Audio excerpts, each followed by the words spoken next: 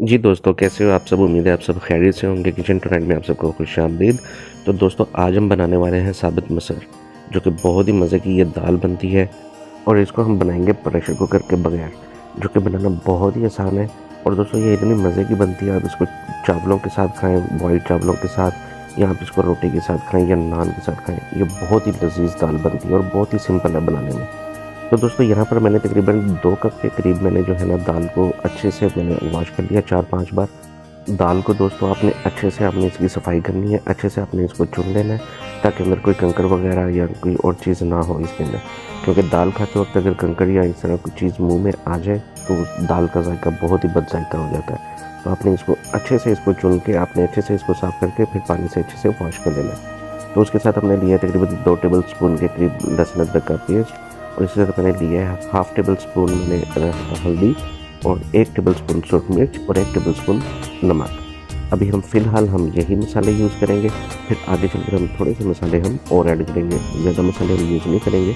और इसके साथ मैंने तकरीबन 4 गिलास मैंने पानी लिया है। अब हम दाल को अपने बर्तन में डालेंगे और उसके अंदर हम लहसुन अदरक का पेस्ट ऐड करेंगे, और जो हमारा नमक मिर्च और हल्दी का वो मसाले हैं वो ऐड करेंगे, और हम पानी ऐड करके इसको अच्छे से हम मिक्स कर लेंगे।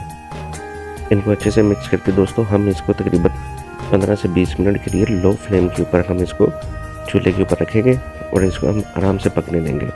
तो दोस्तों, अगर आप हमारे चैनल पर नए हैं और हमारी वीडियोस को पसंद करते हैं तो आप इसको ज़रूर सब्सक्राइब भी करें और बेल आइकन को भी प्रेस करें। तो दोस्तों, मेरी कोशिश यही होती है कि मैं आपके साथ ईज़ी से ईज़ी रेसिपी शेयर करूँ, जो कि ईज़िली बन भी जाए और जल्दी बने और बहुत ही मज़ेदार भी बने। सिर्फ जल्दी ना बने बल्कि अच्छी और मज़ेदार भी हो।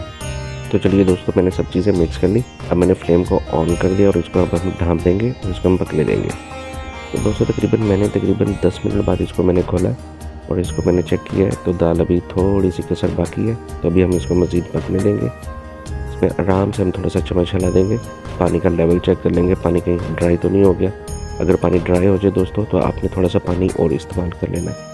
दोस्तों, तकरीबन मैंने 15 मिनट बाद मैंने चेक किया, हमारी दाल बिल्कुल गल चुकी है और पानी का लेवल भी उतना ही है जितना मुझे चाहिए। आप पानी का लेवल अगर ज़्यादा करना चाहते हैं या और कम करना चाहते हैं तो आप उस हिसाब से उसको पका सकते हैं। तो दोस्तों, इस स्टेज पर आकर मैंने इसमें तकरीबन हाफ़ टेबल स्पून धनिया पाउडर और हाफ़ टेबल स्पून मैंने करी पाउडर ऐड किया।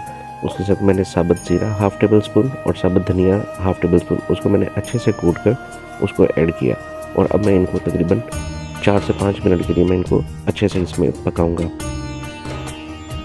तो दोस्तों, यहाँ पर आप पानी का ज़रूर ख्याल रखिएगा। अगर आपको दाल को ज़्यादा पतली करना है या ज़्यादा आपको दाल चाहिए, अगर आप चावलों के लिए बना रहे हैं तो आप इसमें पानी थोड़ा ज़्यादा रखिएगा। अब देखिए, तकरीबन पानी हमारा बहुत ज़बरदस्त हो चुका है, दाल भी बहुत अच्छी हो चुकी है। अब मैं इसमें तकरीबन 6 से 7 टेबल स्पून के करीब मैं कुकिंग ऑयल ऐड करूँगा और उसके अंदर मैं दाल को अच्छे से अब मैं फ्राई करूँगा। तो दोस्तों, मेरी क्योंकि दाल भी थोड़ी है इसलिए मैं इसी में ही फ्राई करूँगा। अगर आप इसको सेपरेटली फ्राई करें तो वो ज़्यादा अच्छा है, वो ज़्यादा मज़ा करवाएगी। और इसी तरह जो दोस्तों हमारे बाकी मसाला जाते हैं वो भी आप अपनी दाल की क्वांटिटी के हिसाब से आप उनको कम या ज़्यादा कर सकते हैं।